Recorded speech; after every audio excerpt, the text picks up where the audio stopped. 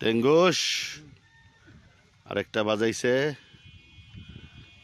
মাছ চলছে ছোটখাটো, বড় কাতল মেরেছি। টেঙ্গুস আবার একটা বেজাইছে, সাইজ খারাপ হবে না, কেজির উপরে মাছ, যেটাই ধরে কেজির উপরে। এটা নিয়ে অনেকক্ষণ কষ্ট চলছে। কি মাছ দেখা যাক।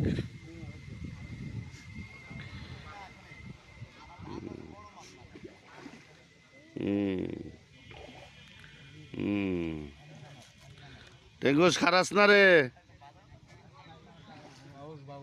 বাউস, কাল বাউস, ওই যে গোসল করে নাই যেটা। দেখি কই,